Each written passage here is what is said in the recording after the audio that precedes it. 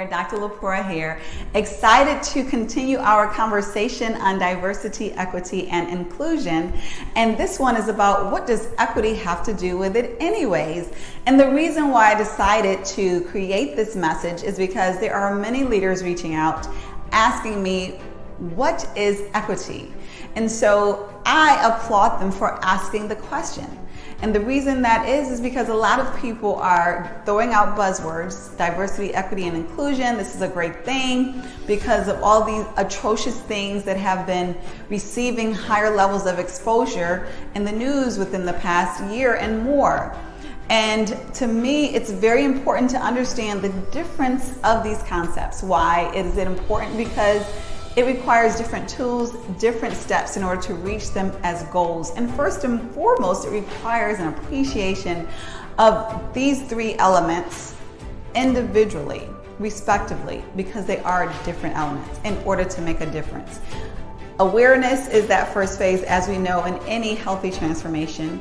And appreciation is that second phase. So if people are not aware regarding what it is, they cannot appreciate it. And if they can't appreciate it, well, they really can't do anything about it in an intentional way.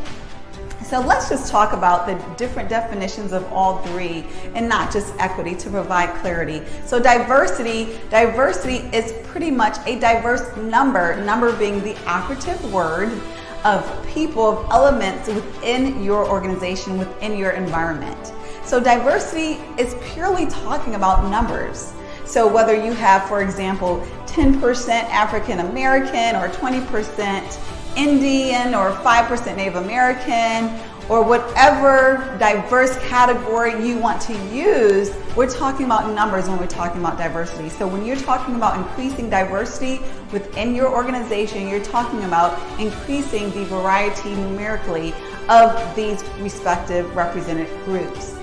And sometimes within diversity, of course, organizations want to specifically target certain groups in order to expand that number within the organization. Why do they do that? For various reasons. For one, because it may more so reflect their customer base. It may be the area of representation that is specifically lacking within their organization. However, essentially and fundamentally, diversity means those numbers that are represented within your organization of these variety of categories that are represented from the majority as well as those of the minority. Now let's get into inclusion, because inclusion is probably a more commonly understood definition as well, similar to diversity. Now inclusion is talking about being inclusive within your organization. So when we hear inclusion now, what we are assuming is that inclusion is talking about being inclusive of everyone. And what does that mean? When you have an inclusive environment, it is a welcoming environment. It is not only a welcoming inside the door of your organization, it's a welcoming environment inside of the respective areas of your organization. So that means input into financial decision making. That means at the lunch tables, for example, it's a welcoming environment. That is when there are project teams being developed that have a large impact on a rollout of your organization. It is inclusive of all the different people within your organization. It is inclusive of ideas. So for example, if there's a discussion of decisions that are going to be made and there's a staff meeting, an inclusive environment would be inclusive of the ideas that are within that room. It would be inviting of what these different ideas may represent.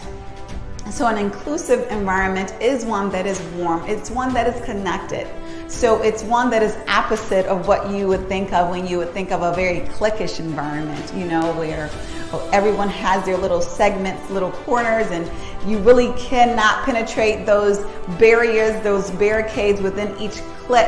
An inclusive environment is one that is more collaborative, where people are welcome and warm toward each other. It's a very specific culture, and you know it when you see it. And it's not one that typically happens without intention, because it is one that is intentionally going to make an effort to be inclusive of all those people who are different. And it makes it counterintuitive to our instinct oftentimes to categorize ourselves. So that is the essence of what inclusion is and what it looks like. So now let's talk about equity. And when I get into equity, I want to start off by saying what it is not. And I think this is very important because equity sounds like equality, and obviously there are similarities there, but it is a very specific difference that exists. So with equality, we are talking about people being equal, obviously, people being treated equally. So for example, in kindergarten, oftentimes when we have children, we want to make sure if we give one kid a banana, the other one gets a banana. That is equality. Moving up, fast forwarding to a more adult scenario, if we have two project managers, we want to ensure that they are paid equally for doing the same work.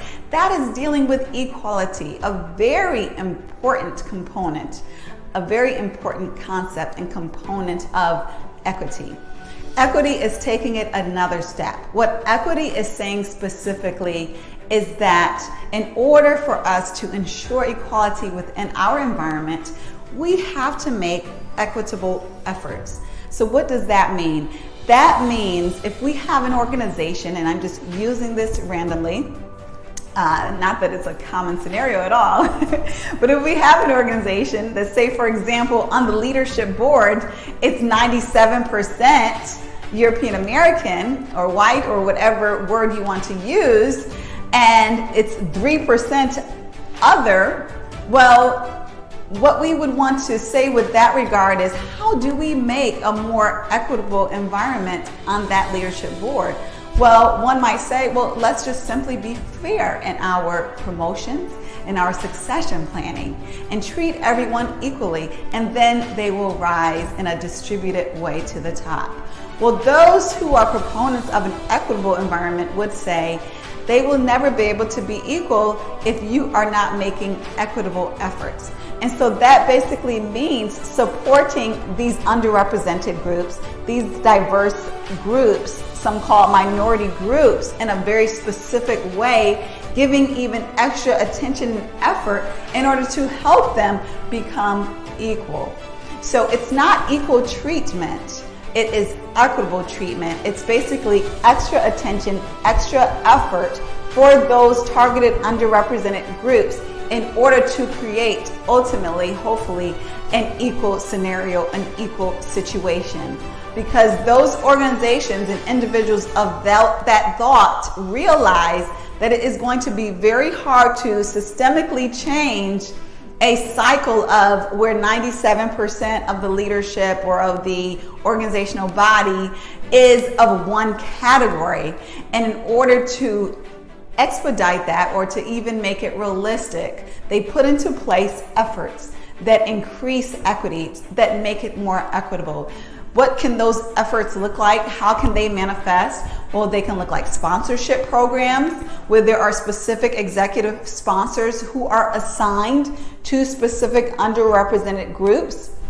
Mentors, which are very similar to sponsors. It can look like leadership programs that are specifically targeting underrepresented groups. It can look like slates that are ensuring an ample, abundant level of diversity in order to ensure that representation on specific levels. But what it definitely is it's very intentional, and it is an effort, the opposite of equal, in order to get the outcome of equal, or something that makes more sense, that is more evenly distributed with regard to whatever your population and or goals are. I hope this helps. If you have any questions, feel free to reach out, because I love to discuss this. And please do share it with anyone who you believe would benefit from this information. And of course, have a wonderful day.